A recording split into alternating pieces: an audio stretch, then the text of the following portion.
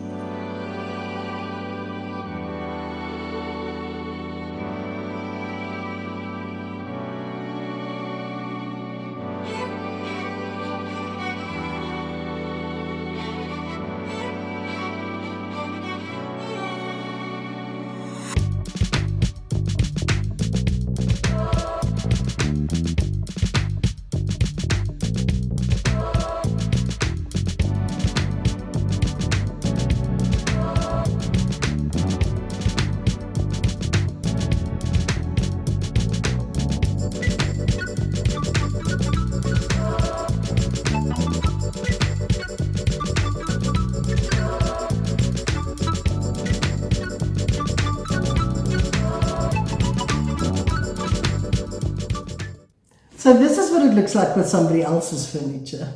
Visualize it now with your own furniture in place and call us so we can chat about the options.